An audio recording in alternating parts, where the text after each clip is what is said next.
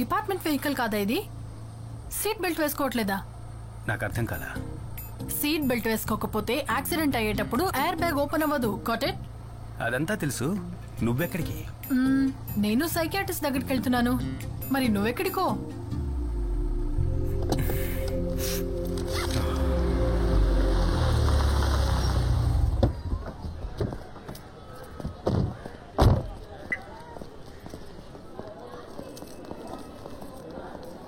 Excuse me,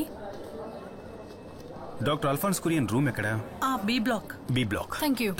okay. Wait.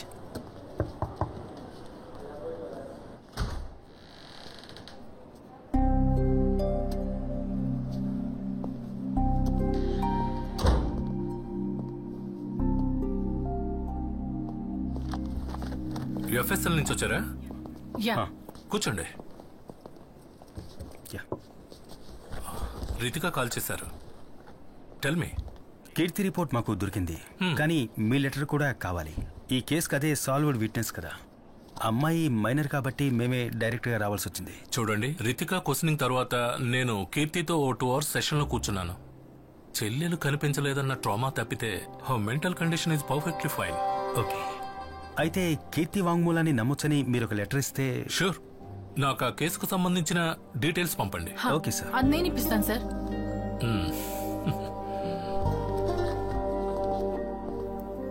Hello. దివ్య case details తెలుసుకోవడానికి చేశాను. WhatsApp అక్కర్లేదు, మీరు చెప్తే చాలు, నేను నోట్ చేసుకుంటాను. Okay, 1 second.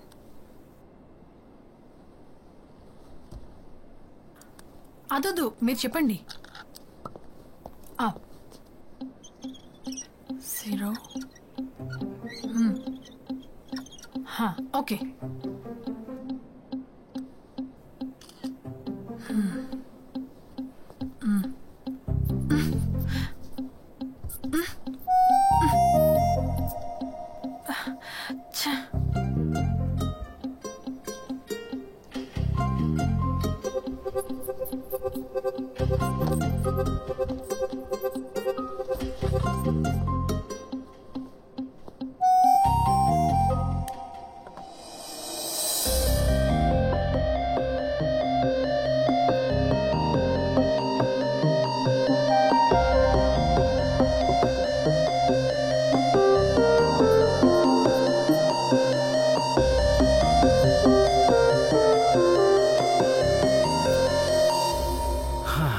మార్కర్లో ఉన్నది ఆల్కలిన్, కాఫీలో ఉన్నది యాసిడ్. యాసిడ్తో తుడిస్తే ఆల్కలిన్ని బ్రేక్ చేయొచ్చు. చాలా సింపుల్, అంతే. అంతే కదమ్మా? తీసుకోండి. Thank you. By the way, మీ పేరేంటన్నారు? నా పేరు Samuel Johnson sir. Samuel Johnson అంటే ఇబ్రహీం సార్ యొక్క వారి మనవన్నే నేను. తను సేవియర్ జోన్ నా అన్నయ్య సార్. నేను తనకు బాబాయ్ అవుతాను. Okay. Okay sir. Thank you. Thank you.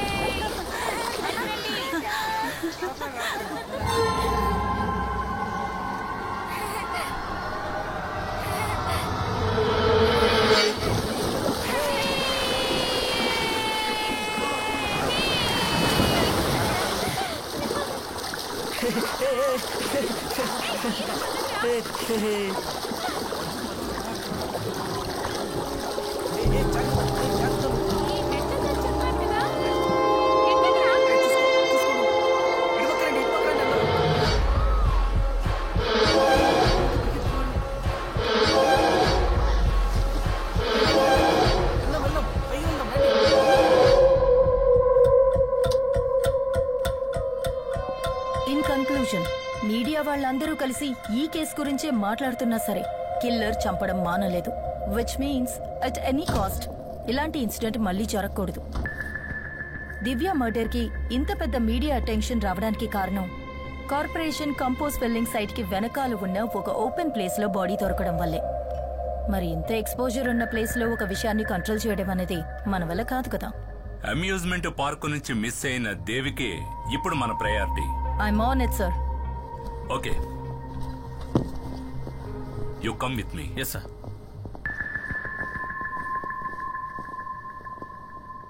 8 గంటలకి రావాలని స్పెసిఫిక్ గా చెప్పాను కదా. అది కాదు, అదెలా మేడం? మీరు చెప్పినట్టు ఆ కార్పొరేషన్ రీపుల్లింగ్ సైట్ కి వెనకాలే ఈ సైట్ లోనే ఈ బాడీ దొరికింది. బాడీని డంప్ చేయడానికి ఇంతకంటే పర్ఫెక్ట్ అయిన స్పాట్ ఆ కంపోజ్ బిట్ కదా. మరి కిల్లర్ ఎందుకు దాన్ని యూజ్ చేసుకోలేదు? బాడీ దొరికిన స్పాట్ ఆ కంపోజ్ బిట్ కి మధ్యలో ఉన్న ఒక కాంక్రీట్ వాల్ దగ్గర ఇంచుమించు 5 feet హైట్ ఉంటుంది, అవునా? అంటే సపోజ్ 5 feet హైట్ ఉన్న ఈ గోడకి అవతల వైపు దివ్య బాడీని పడేయడానికి ఫిజికల్లీ కిల్లర్ వల్ల కాలేదంటే ఇక్కడే థింక్ చేయాలి. దివ్య డాన్స్ క్లాస్ లో ఉన్న తోటి students, water theme park security, ఇంతకు ముందు కేసు సంబంధించిన సాక్షులు కూడా ఆ ఇన్సిడెంట్ జరిగేటప్పుడు ఆ ప్లేస్ లో అనుమానించే విధంగా ఎవ్వరూ మాకు కనపడలేదని చాలా ఖచ్చితంగా మనకు చెప్పడం జరిగింది. అయినా కిల్లర్ అనుకునేది ఇచ్చేశాడు. హౌ?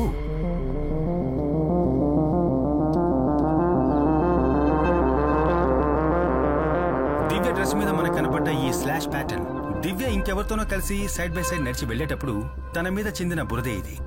కానీ డాన్స్ స్కూల్ వెనకాల ఉన్నటువంటి ఆ సందు 4 అడుగుల హైటే ఉంది.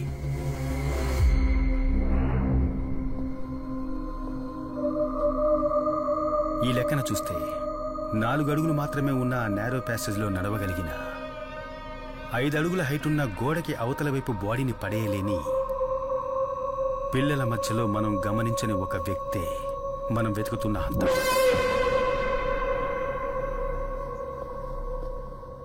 ఈ క్రైమ్స్ అన్నిటికీ కారణం ఒక చైల్డ్ అయితే? Look Sam, I've told you this before. Government ఇచ్చే సాలరీకి మెడికో లీగల్ ఒపీనియన్ ఇచ్చే పని మాత్రం చేస్తే చాలు.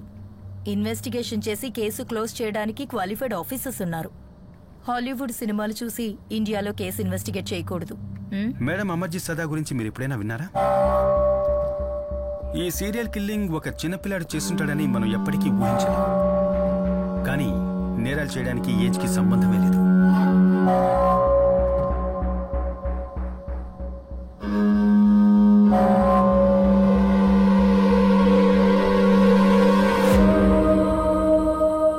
వీడే అమర్జీత్ సదా, సీరియల్ కిల్లింగ్ విషయంలో మొట్టమొదటిసారిగా అరెస్ట్ అయిన చిన్న కుర్రాడు. వీడి వయసుందో తెలుసా మేడం? 8 ఏళ్ళు. వీడి సొంత చెల్లెలతో సహా వీడికంటే వయసు తక్కువలో ఉన్న 3 ఇటికిరాయితో దారుణంగా తల పగలగొట్టి చంపి అరెస్ట్ అయ్యింది ఎక్కడో యూరోప్లోనో అమెరికాలోనో కాదు మేడం, ఇక్కడే మన దేశంలో, బీహార్.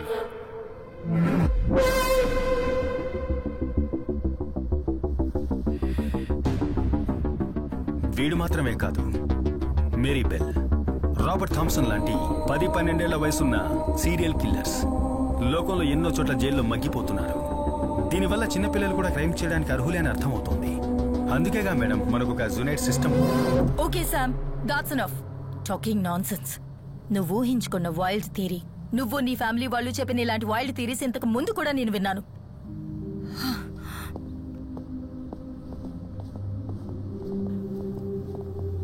మీ మధ్య ఇంతకుముందే పరిచయం ఉందా? చిన్న బంధం కూడా ఉంది.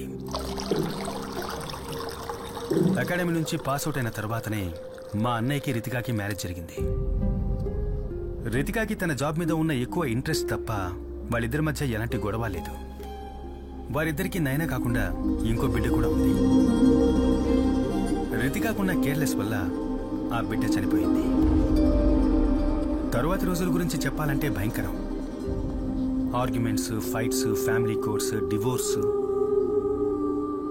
6 ఏళ్ళు అయ్యింది.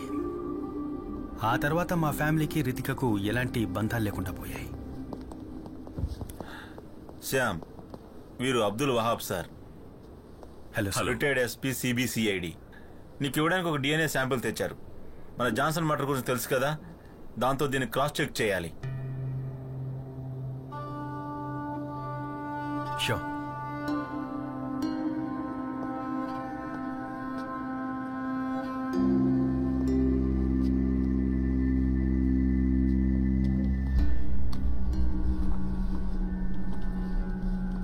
సార్ ఇది ఎవరి DNA సార్? ఇది ఈ స్టేట్ క్రైమ్ బ్రాంచ్ చరిత్రలోనే మేము కోల్డ్ స్టోరీ చేసిన ఒక ప్రమాదకరమైన కేసును పట్టుకోవడానికి హెల్ప్ అయిన లీడ్ ఇది. రితికాకి తన కెరీర్లో ఫస్ట్ కేసు ఇది. నా రిటైర్మెంట్కి ముందు ఇదే ఆఖరి కేసు. 2010 మొదట్లో మన సిటీ అవుట్స్కట్స్లో ఉన్న బర్మా కాలనీలో 8-11 ఏళ్ల మధ్యలో ఉన్న పిల్లలు కిడ్నాప్ చేయబడ్డారు. ఆ తర్వాత వాళ్ళ డెడ్ బాడీసే దొరికాయి. ఆ విక్టిమ్స్ బాడీ మీద ఉన్న గాయాలను చూసి కిల్లర్ మోడ్ ఆఫ్ ఆపరేషన్ అవన్నీ కలిపి ఆ కిల్లర్ తాలూకు విక్టిమ్ ప్యాటర్న్ మేము తయారు చేశాం. అది బేస్ చేసుకుని ఈ కిల్లర్ నెక్స్ట్ ఏరియాని ఎప్పుడు అప్డేట్ చేస్తాడనే ఒక టైం ఫ్రేమ్ ని మేము పిన్ పాయింట్ చేశాం. ఈ బర్మా కాలనీకి వెళ్లే రోడ్లన్నీ మూసేసి మేము చేసిన వైట్ సర్చ్ లో అక్కడ ఒక రోడ్ సైడ్ లో పార్క్ చేసిన స్కూల్ వ్యాన్ నుంచి డ్రగ్స్ ఇంజెక్ట్ చేయడం వల్ల స్పృహ తప్పిన ఒక పాప దొరికింది.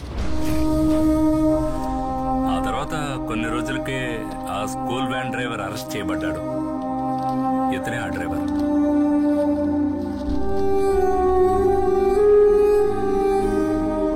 హుబైదా ఖాన్.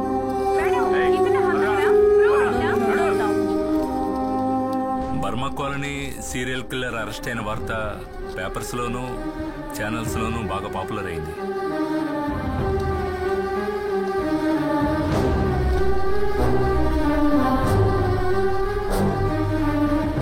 హుబైదా ఖాన్ అరెస్ట్ అయిన 2 నెలల తర్వాత మరో పాప కూడా చనిపోయింది. ఆ కిల్లర్ ఎవరో ఇంతవరకు కనిపెట్టలేకపోయాం. అదే మోడ్ ఆఫ్ సోప్రాండి, అదే విక్టిమ్ ప్యాటర్న్.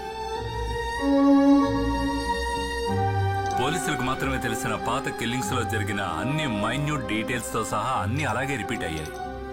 అన్నిటికీ మించి మాకు ఈ 5వ విక్టిమ్ గోళ్ల మధ్య ఒక బ్లడ్ శాంపిల్ దొరికింది. ఆ హంతకుడిది. ఇంతకుముందు చనిపోయిన విక్టిమ్ డ్రెస్ లోంచి మనకు దొరికిన బ్లడ్ తో పర్ఫెక్ట్ గా మ్యాచ్ అయిన DNA శాంపిల్. కానీ అది జైల్లో ఉన్న హుబేద్తో మ్యాచ్ అవ్వలేదు. అన్ఐడెంటిఫైడ్ అయిన ఎవరిదో ఒకరి బ్లడ్ శాంపిల్ అది.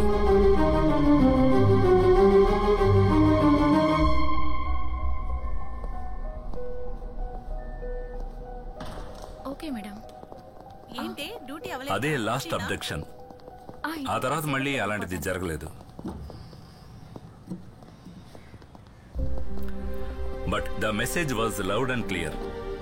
మేము అరెస్ట్ చేసిన వాడు హంతకుడు కాదు. డిపార్ట్మెంట్కి అంతుపట్టని ఆ కిల్లర్ DNA ప్రొఫైల్ ఇప్పుడు నా దగ్గర ఉంది.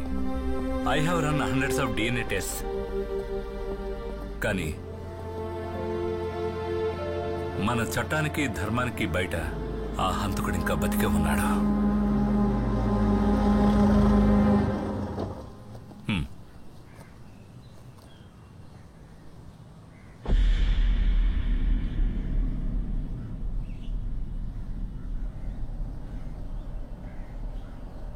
హుబేదా అహ్మద్ జైలు నుంచి బయటకు వచ్చిన తర్వాత ఎవరూ పనివ్వలేదు.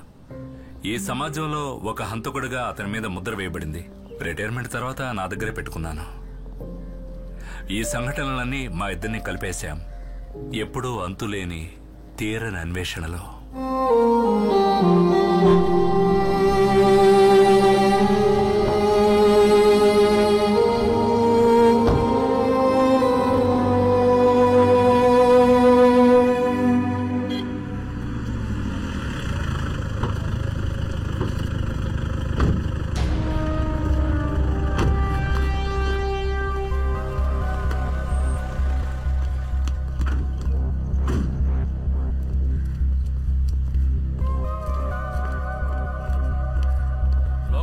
సంబంధించిన కార్యకర్త వీళ్ళ ఆపోజిట్ పార్టీ వాళ్ళు అక్కడ ఒక కర్ర పాతి దానికి జెండా ఎగరేశారు. ఎవరో లేని టైం చూసి దాన్ని చించడానికి పైకెక్కాడు. అప్పుడు ఇతను ఒక సంఘటన చూశాడు. మేడం, వినోద్, నువ్వేం చూసావో మేడంతో చెప్పు.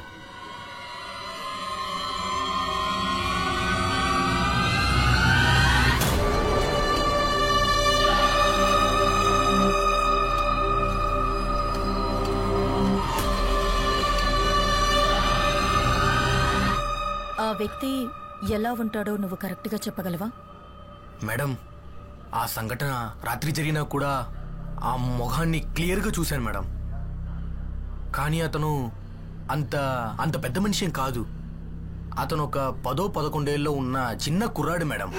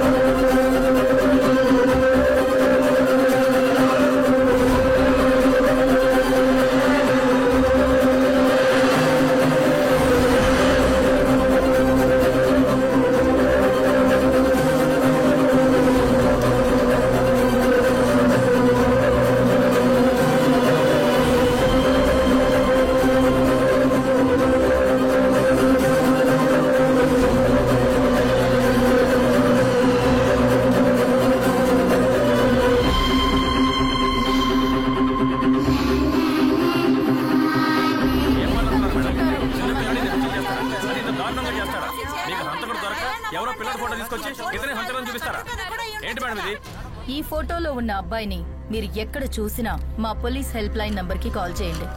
ప్రెస్ మీట్ తర్వాత ఈ ఫోటో డిజిటల్ కాపీని అన్ని ఛానల్స్ కి పంపిస్తాను. Okay, that's all.